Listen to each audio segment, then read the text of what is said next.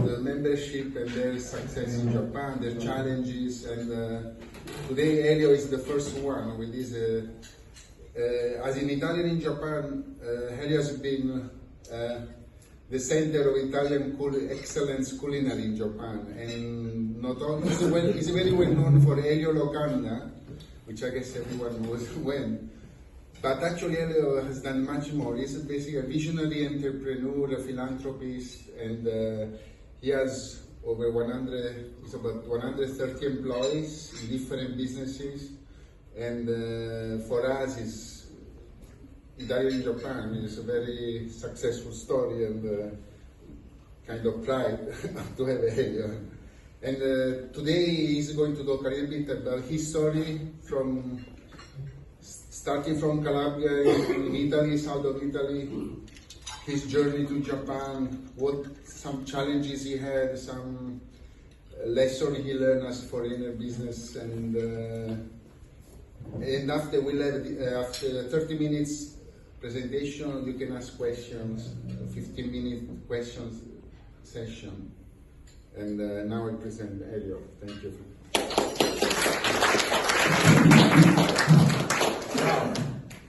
First of all, thank you very much for coming over today.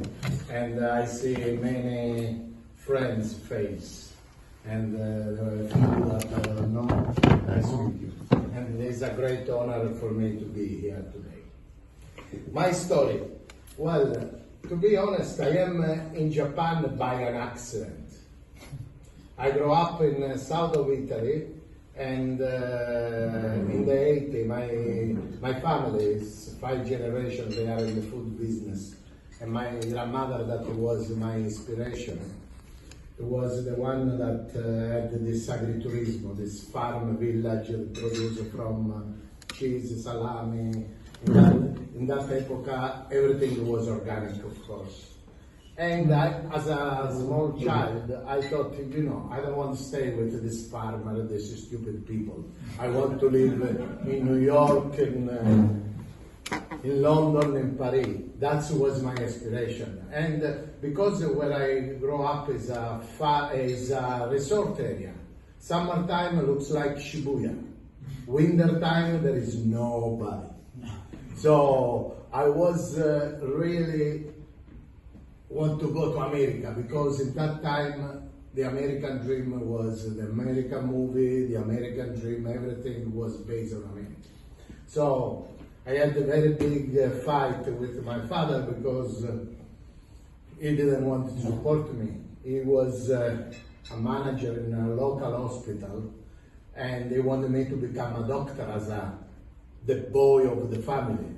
But of course, he pushed me so much that if I see today somebody suffering, I cry.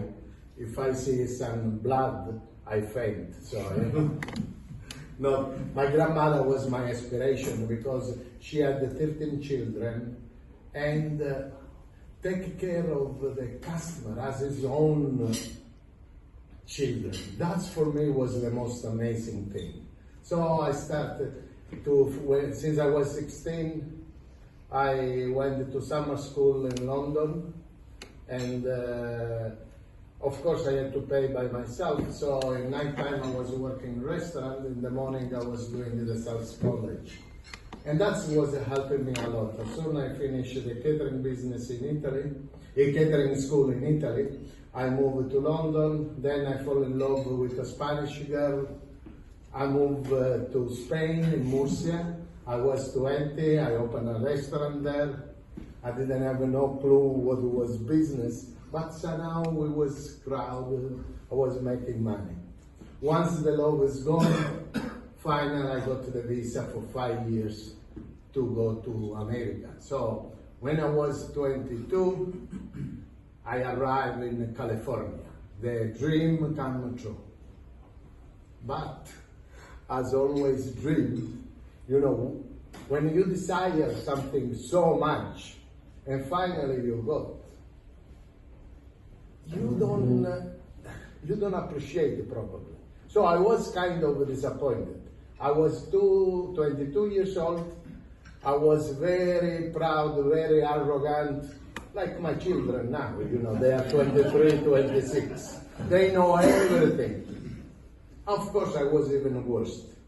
So I said, this is not the American that I thought. Okay, California is not good, I go to New York. But after 9 months staying in California, I say, I need a break.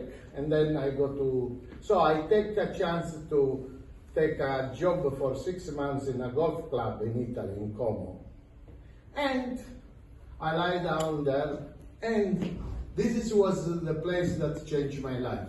I met Isako Nakauchi, that was the Daie owner. In that time, Daie was General Motors, or Apple, or whatever, was a Nippoichi, that means was one of the biggest guy. And he invited me in Japan. And to be honest with you, Japan, Korea, or China, for me was the same country. And about Japan, I knew Samurai, I knew Sony, because they make the Walkman that was like Apple today. And then Antonio Inoki, that was the Tiger Mask, that since I was a child, was my hero. I said, okay, let's go to Japan, at least I meet Tiger Mask. So I came in Japan, and somehow my imagination of Japan, you have to remember, in the early 90s, there was no internet, so nobody knew anything. So I arrived in Japan, and I thought it was a poor country, the lantern, the medieval country, I came and I was in Kobe.